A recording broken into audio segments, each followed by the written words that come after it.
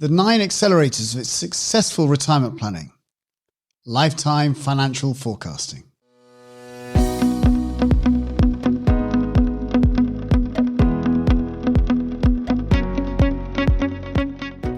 Hello, and welcome to another episode of the Retirement Cafe podcast with me, your host, Justin King. If you're thinking about your retirement or already retired, you're in the right place.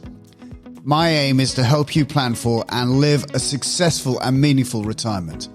Retirement is far more than just a financial event. It's a significant life event, a major transition, which will bring with it new challenges and opportunities. So each episode contains tips, information, and inspiration to help you feel more informed and confident about your retirement. I hope you enjoyed today's episode.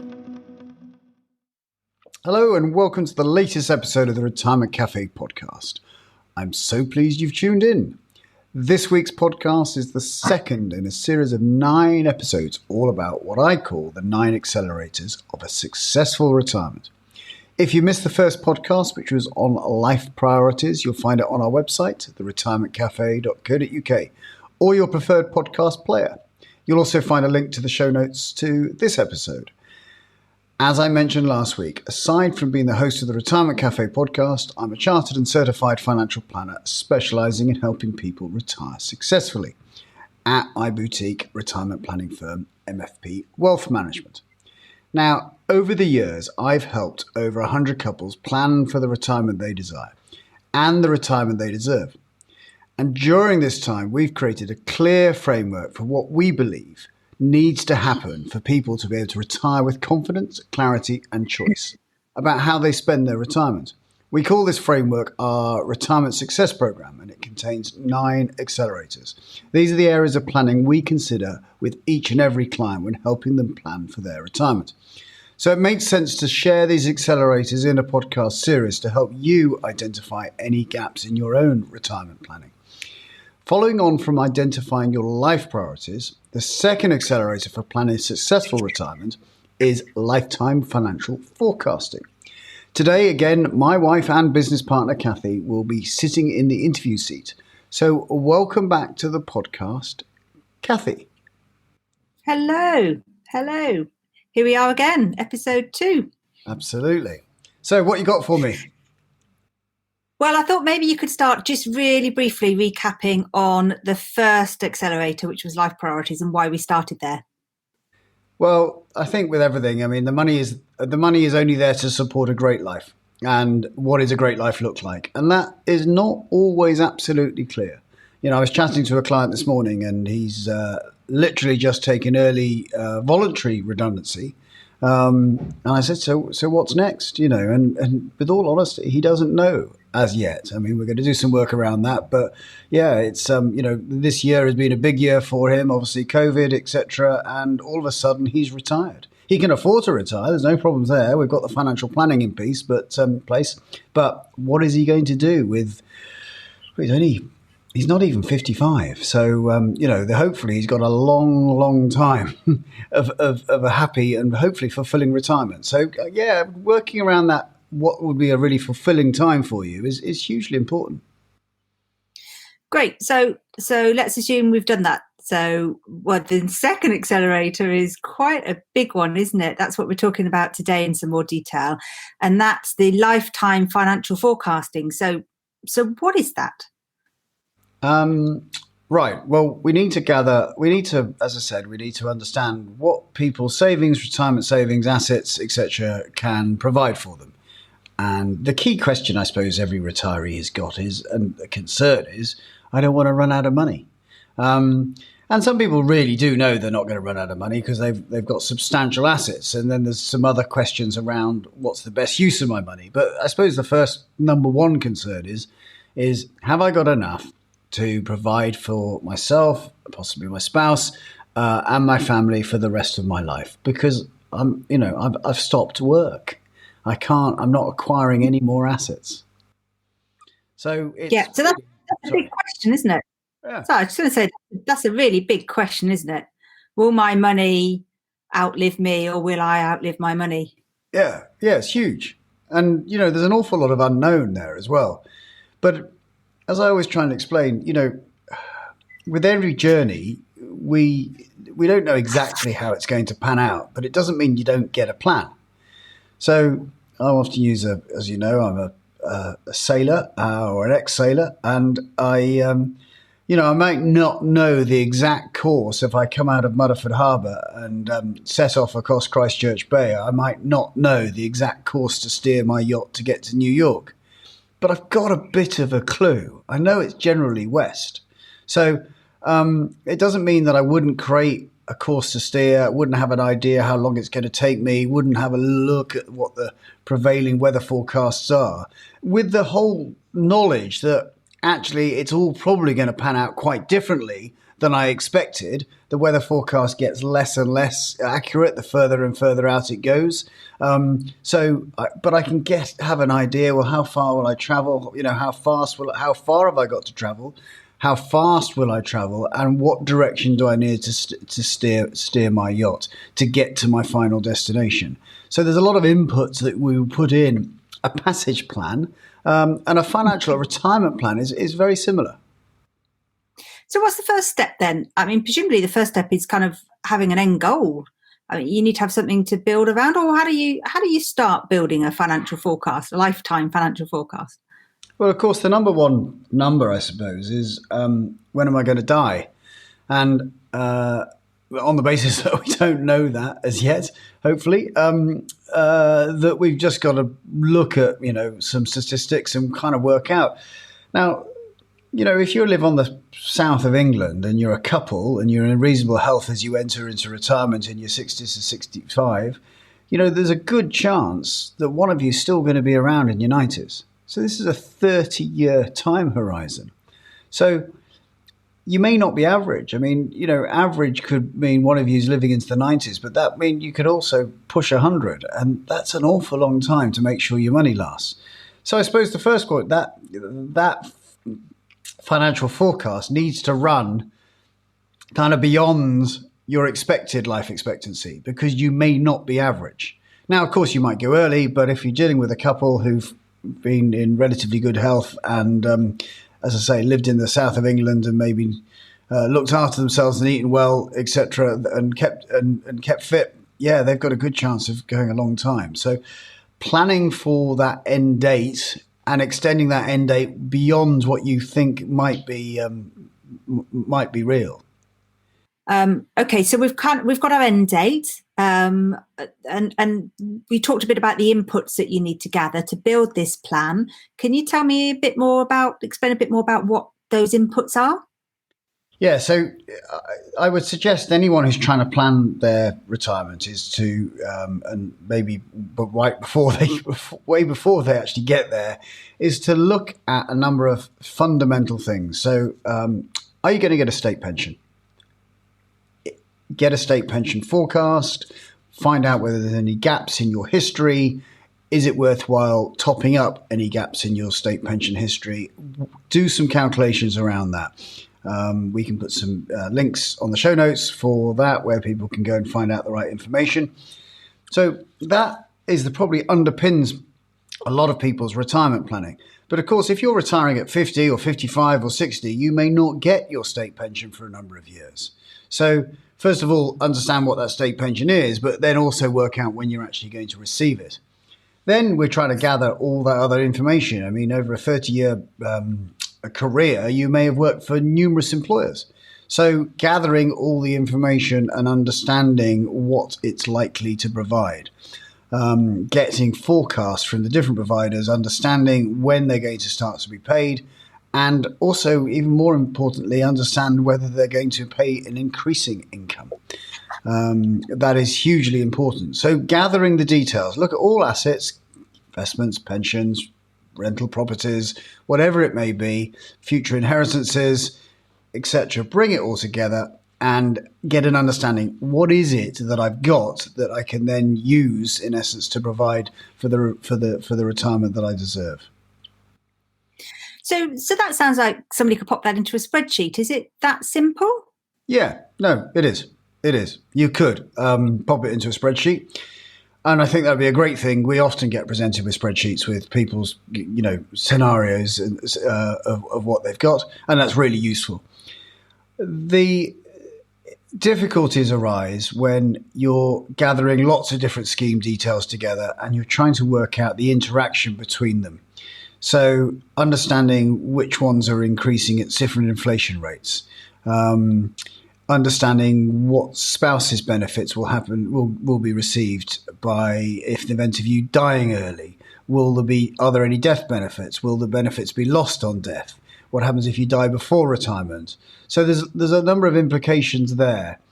But in essence, the key factor is what we're trying to do is we're trying to take the assets.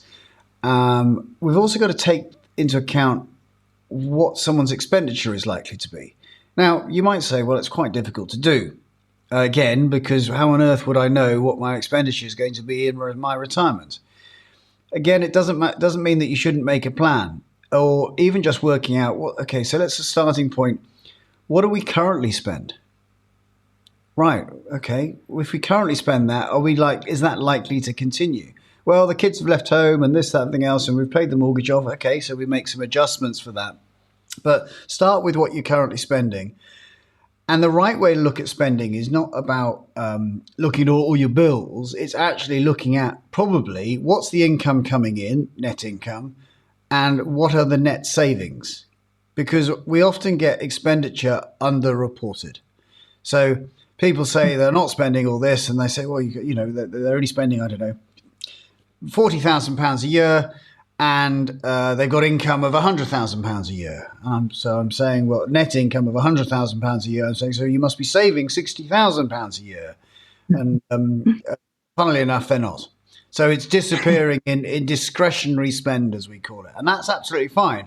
But it is just understanding what people are spending at the moment and what do you think you'll continue to spend in retirement.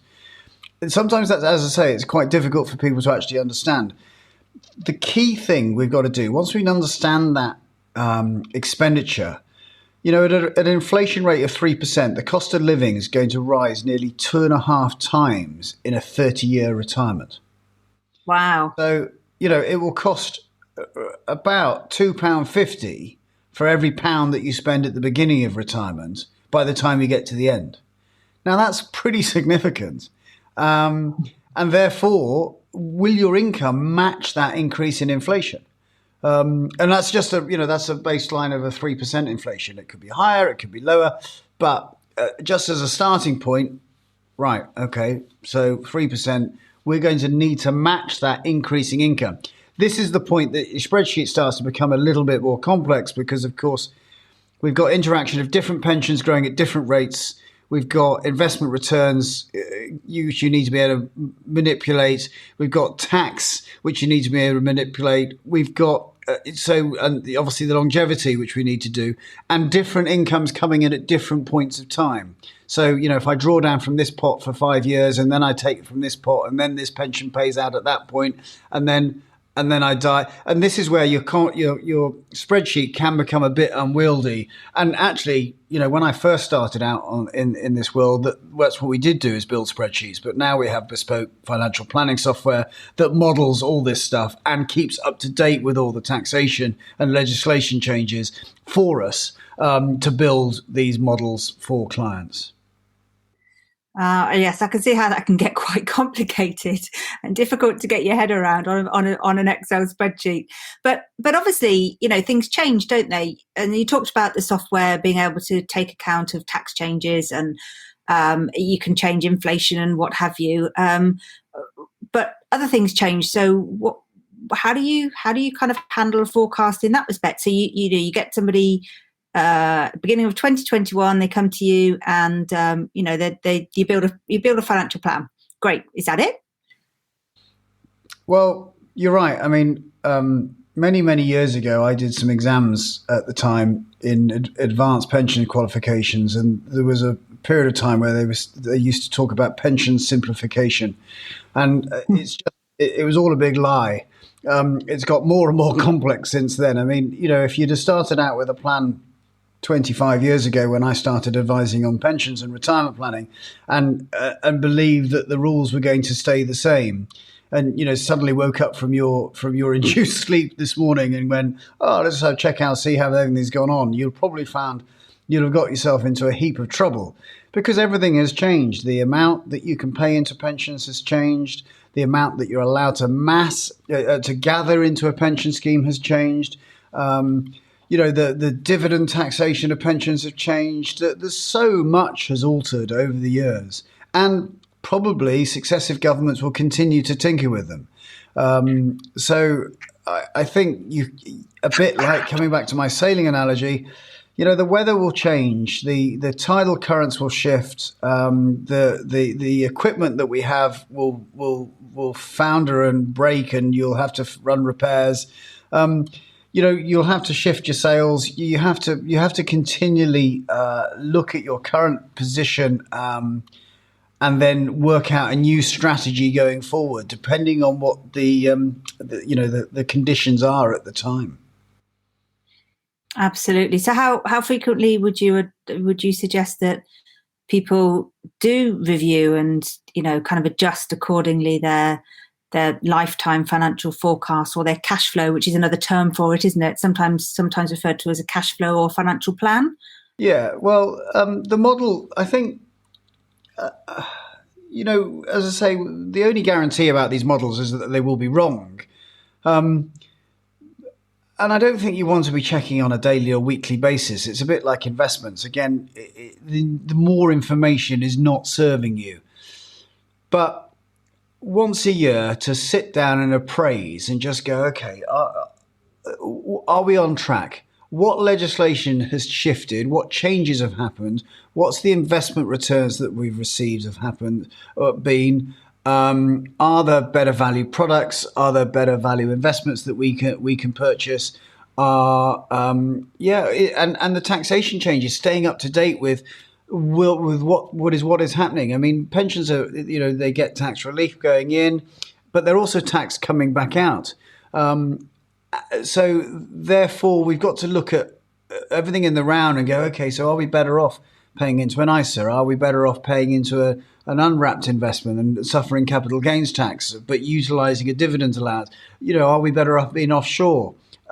There's so many ramifications to people's personal circumstances that, as you know, we do an annual review with our clients.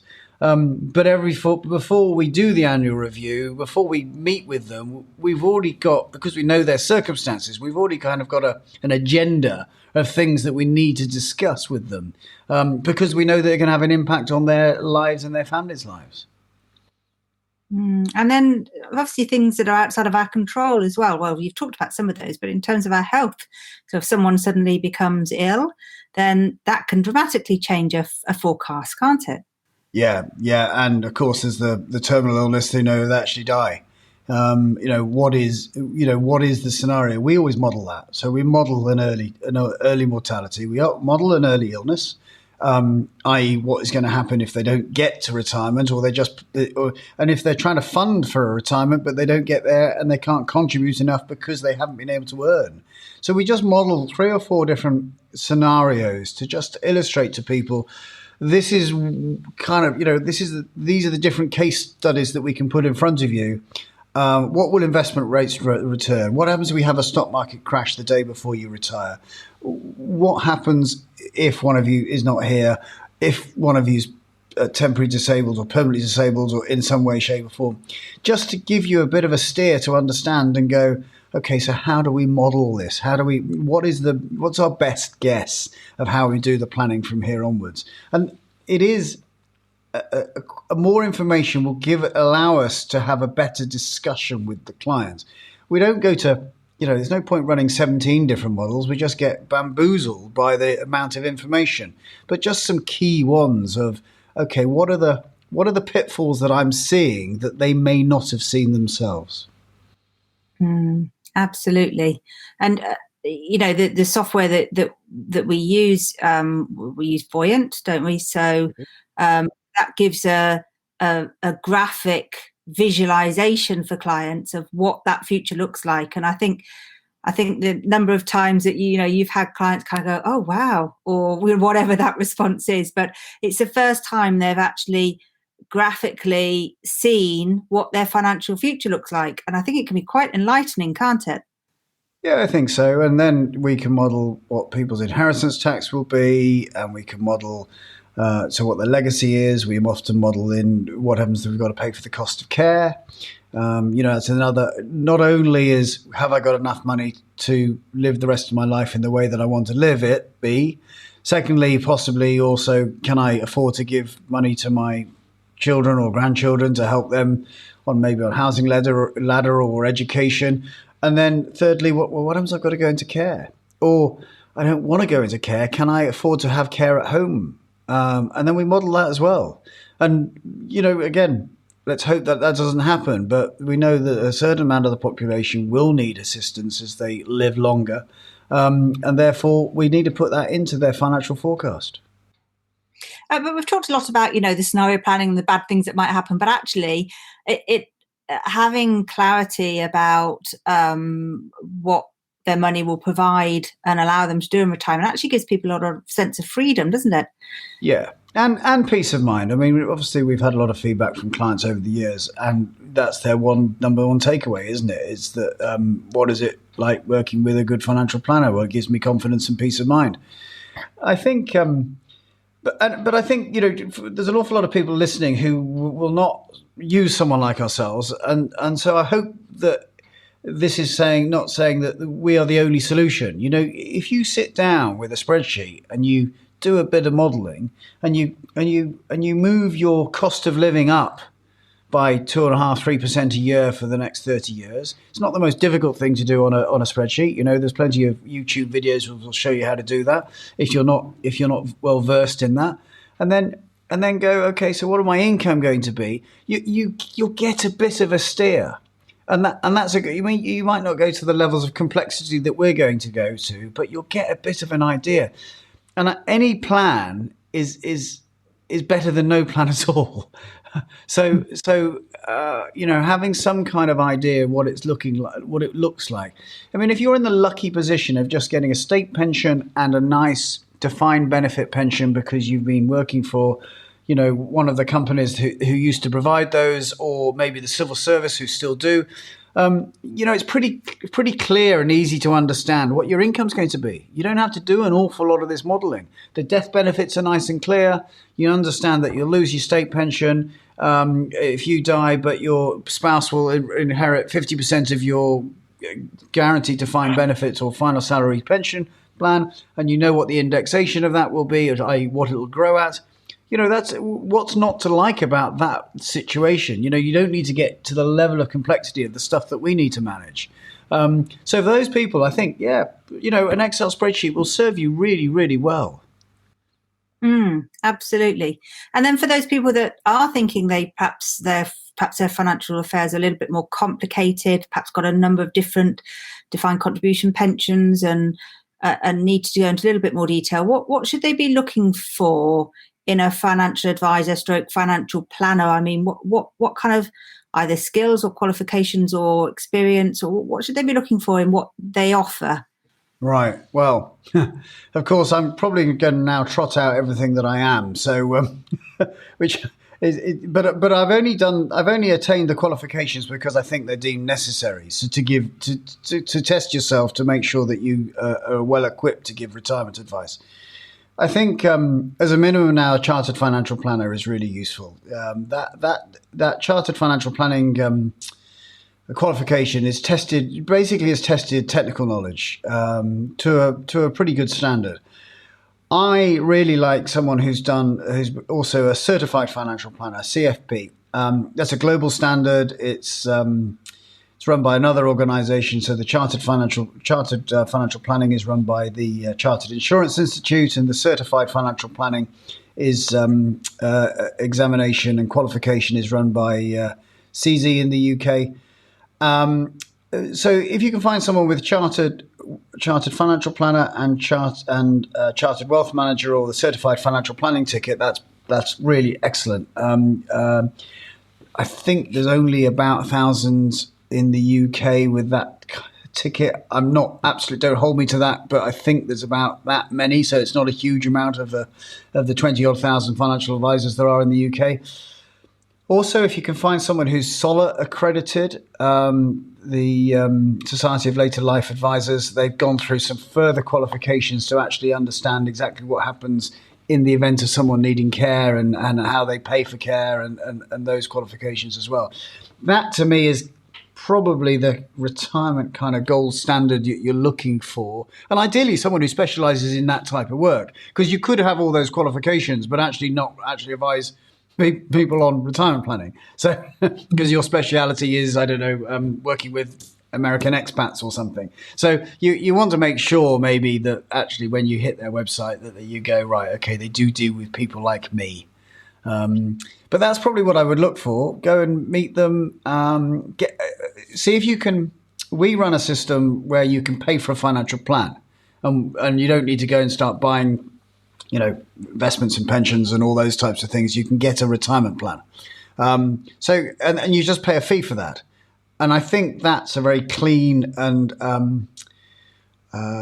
it's a service with integrity and honesty, and that you just know that the intention is not to sell you stuff. The intention is to provide you with a robust retirement plan that you can revisit every year for a further fee, but you can just get that planning work done if you want to just manage your own investments and savings, etc. yourself. So maybe that's a good thing to ask people, whether the advisor that they're considering, will ask them whether they would do that as well. Yeah, and more people are doing that, aren't they? More and more advisors are working in that way, aren't they? Absolutely, splitting out the investment work from the pure financial planning work. Absolutely, and I'm very lucky to know a number of years of doing talks and in the business. I know good financial planners dotted around the country. Some really, really great financial planners.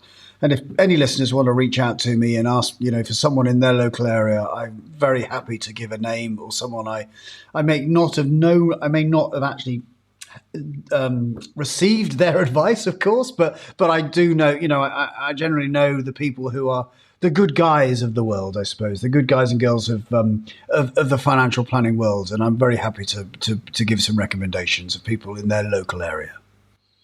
Great. So the best way to reach you, either on Twitter, Justin King CFP, or hello@theretirementcafe.co.uk on email. It's probably the best way. Absolutely. Yeah, brilliant. Any final messages you want to leave people with about lifetime financial forecasting? Just that key message, I think. 2.5, the pound you spend today is going to be 2.5 times that by the time you get to the end of your retirement. That you need to cope with that rising inflation.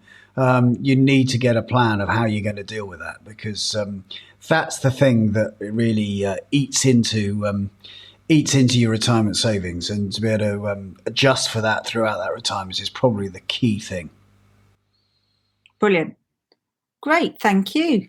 That's it. That's a wrap on lifetime financial forecasting. And the next episode in a couple of weeks' time is going to be all about minimizing lifetime tax. Yeah, always popular with everybody. It's one of the key questions, of course, people come to us about is how to save tax. So I look forward to talking with you about that one. Thank you, Kathy. No worries. Thank you, Kathy, for all your questions. I hope this was a helpful podcast for those listeners considering what steps to take when planning your retirement, or any major life transitions for that matter.